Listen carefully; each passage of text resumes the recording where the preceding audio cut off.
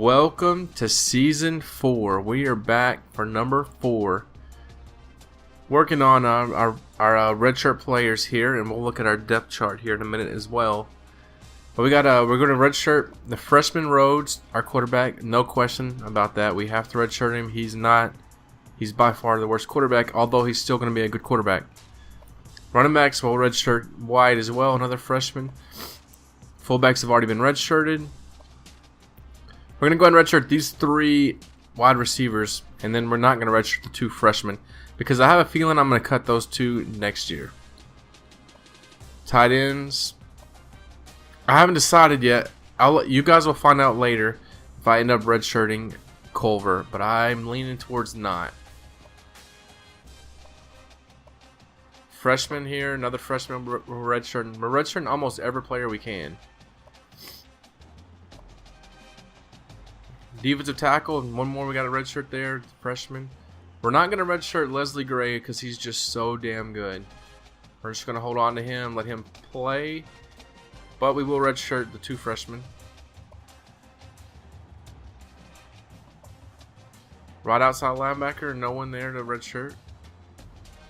We got a strong safety freshman here that's going to get redshirted as well.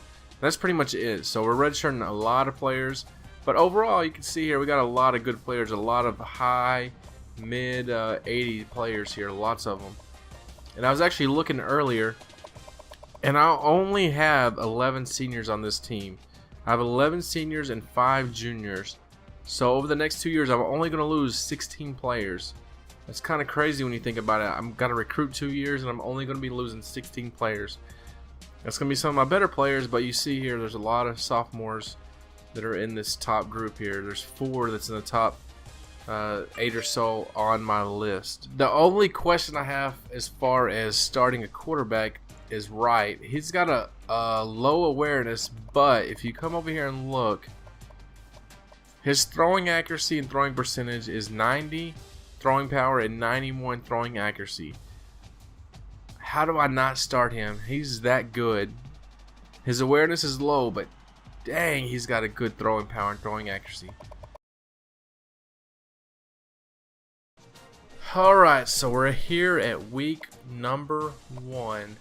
Let's go over here first and check out the championship contender screen, see where we're located.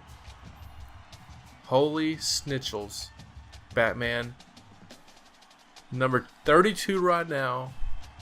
Number 23 in 2017. Number 2 in 2018, and you heard it here first, number 1 in 2019. What the? That's crazy. That is insane. Why are we not number 1 in 2018? Nah, I'm just kidding. Conference outlook, we are picked to win the West again. It will not be easy, but we're going to do our best to do that.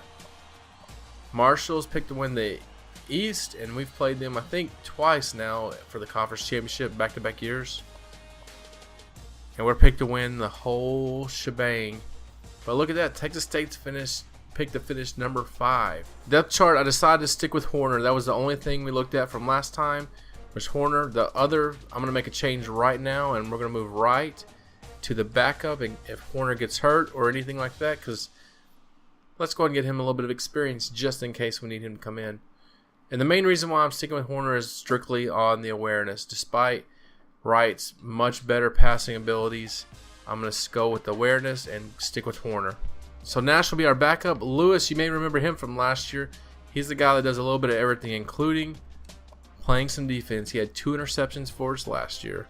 Just in case he does get into the game, we got Nash and Lewis as our 4th and 5th string wide receivers. Down there you see Valentine and Bush are finally getting the opportunity to be showcased here at UTSA. We've been excited to get them on the field. Tight end is definitely going to be a weaker spot this year. And Harmon's a senior as well, so that's going to be even kind of worse off for us. Culver looks good. Woods, man, senior's at 89. Another senior here, the center. Right guard, he's a freshman, 82. You saw, I mean, you could see that right there. Right tackle, junior there, he's at 81, looking good. Left end, check this out. Our left and right end are both freshmen. Roach is an 83. Nash is an 83 as well. Both redshirt freshmen. They're going to be here 4 more years. Can you believe that? That's why we were ranked number 1 in 2018 or 2019. That's why, right there. Not specifically those 2 guys, but anyway. Freshman here that's at 82, and he's probably gonna get a little bit of playing time, but he's gonna be good too. We're gonna have a stout defensive line in 2 years.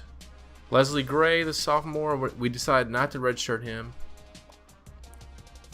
The A guy, the guy with all the A's in his last name, Josiah, man in the middle there. And we got Hall, as you saw, he was a backup outside linebacker for the left and the right. Arnold, you may remember Arnold. 2 years ago, he was a freshman and led us in tackles. I redshirted him as a sophomore, and now he's back in the starting lineup. Cornerbacks, we're looking good here. McGee, he's an 87 overall already, and he's only a junior.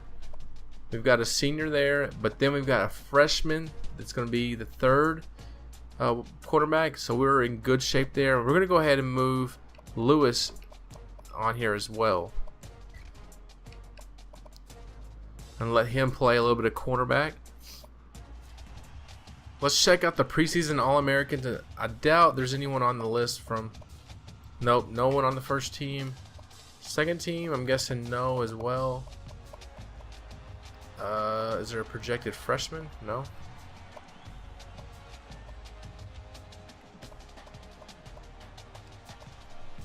Conference USA, let's see here. We got our starting quarterback, Horner.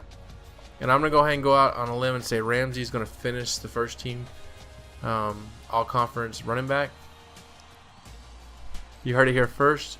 Ramsey is going to get that award.